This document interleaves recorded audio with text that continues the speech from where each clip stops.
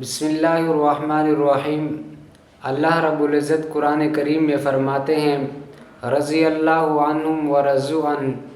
میں صحابہ سے راضی ہو گیا اور صحابہ مجھ سے راضی ہو گئے۔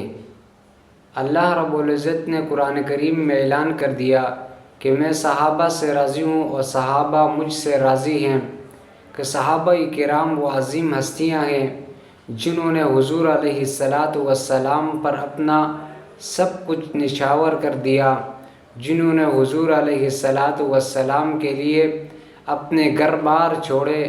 جنہوں نے حضور علیہ السلام کے لیے اپنے بیوی بچے چھوڑے، جنہوں نے حضور علیہ السلام کے لیے اپنے گھر بار مالی جانی ہر قسم کی قربانی دینے سے دریغ نہیں کیا، اپنا وطن چھوڑا، حضور علیہ السلام کے دین کو پوری دنیا میں پھیلانے کے لیے صحابہ کرام رضوان اللہ علیہم اجمعین نے طرح طرح کی تکالیف برداشت کی، طرح طرح کے مقامات میں گئے اور دور دور کے اسفار کیے اور دور دور کے ملکوں میں گئے۔ پوری دنیا میں جنہوں نے دین پہنچایا ہے وہ صحابہ کرام رضوان اللہ علیہم اجمعین ہیں، کیونکہ حضور علیہ السلام مکہ اور مدینہ سے باہر نہیں گئے ہیں۔ جب حضور علیہ السلام مکہ اور مدینہ سے باہر نہیں گئے ہیں تو دین پوری دنیا میں کیسے پہنچا؟ یہ پہنچانے والے صحابہ کرام رضوان اللہ علیہم اجمعین ہیں۔ بعض لوگ کہہ رہے ہیں کہ حضور علیہ السلام کے بعد صحابہ کرام رضوان اللہ علیہم اجمعین اپنے دین سے ہٹ گئے تھے، اپنے دین سے پھر گئے تھے۔ تو میرا ان سے پوچھنا یہ ہے کہ جب حضور علیہ السلام کے بعد صحابہ کرام اپنے دین سے ہٹ گئے تھے، انہوں نے دین پر عمل کرنا چھوڑ دیا تھا، تو جیسا اس کی مثال یوں لے لیں کہ ایک گھر ہے اور ایک گھر کے اندر ایک بندہ بات کر رہا ہے دین کے معاملے میں یا کوئی بھی مسئلہ ہو، اس کے بارے میں بات کر رہا ہے، جیسا ہی وہ بات ختم ہو جائے تو وہ گھر اوپر سے آئے اور تمام جتنے بھی لوگ ہیں اس گھر میں بیٹھے ہوئے سب مر جائیں، تو یہ بات باہر کیسے جائے گی؟ یہ بات کوئی بھی بات ہو، وہاں جس بندے نے کی ہے وہ باہر نہیں جا سکتی۔ اسی طرح اگر یوں کہا جائے کہ حضور کے بعد تمام صحابہ دین سے پھر گئے تھے، تو یہ دین اسلام، یہ نظریہ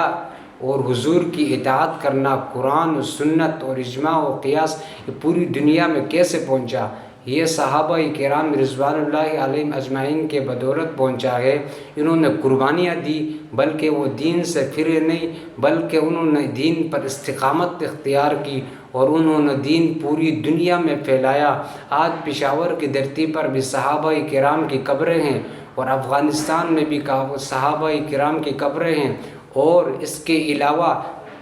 پنجاب میں کئی مقامات پر صحابہ کرام کی قبریں ہیں اور سندھ میں بھی صحابہ کرام کی قبریں ہیں۔ یہ صحابہ کرام رضوان اللہ علیہم اجمعین یہ کوئی اپنے لیے مال و تجارت کے لیے نہیں آئے تھے۔ اگر یہ مال و تجارت کرنا چاہتے، اگر یہ مال جمع کرنا چاہتے، اگر یہ تجارت کرنا چاہتے تو یہ مکہ مدینہ میں بہت کچھ کر سکتے تھے، یہ عرب ممالک میں بہت کچھ کر سکتے تھے، بہت امیر یہ بن سکتے تھے، لیکن انہوں نے پوری دنیا کے اسفار کیے، پوری دنیا میں دین کے لیے نکلے۔ یہ اپنے لیے نہیں، یہ اپنے پیٹ کے لیے نہیں، بلکہ دین کو پہنچانے کے لیے نکلے ہیں۔ آج میں اور آپ کلمہ پڑھ رہے ہیں، یہ صحابہ کرام کی بدولت سے پڑھ رہے ہیں۔ مجھے اور آپ کو صحابہ کرام کا دفاع کرنا چاہیے، صحابہ کرام کے خلاف ہونے والی ہر سازش کو ناکام بنانے کی کوشش کرنا، یہ میری اور آپ کی ذمہ داری ہے، یہ میری اور آپ کی ذمہ داری ہے۔ کیوں؟ صحابہ کرام ہمارے محسن ہیں، انہوں نے ہمارے اوپر احسان کیا، انہوں نے ہمارے اوپر احسان کر کے قربانیاں دے کے دین ہم تک پہنچایا ہے۔ تو اب اس دین کو آگے پہنچانا اور اور ان صحابہ کرام کا دفاع کرنا جنہوں نے ہمارے لیے اپنے گھر بار سب کچھ چھوڑے، تو یہ میں اور آپ کی ذمہ داری ہے کہ ہم بھی صحابہ کرام رضوان اللہ علیہم اجمعین کی دفاع کریں صحابہ کرام رضوان اللہ علیہم اجمعین کے خلاف جتنے بھی سازشیں شیعوں کی طرف سے ہو، چاہے قادیانی کی طرف سے ہو، چاہے کسی بھی شکل میں کسی بھی صورت میں آنے والا کوئی بھی کفر ہو جو صحابہ کرام رضوان اللہ علیہم اجمعین کے خلاف ہو، تو مجھے اور آپ کو اس کے خلاف آواز اٹھانا، مجھے اور آپ کو اس کے خلاف اٹھنا یہ فرض عین کی درجہ پر ہے کہ مجھے اور آپ صحابہ کرام رضوان اللہ علیہم اجمعین کا دفاع کرنا یہ ضروری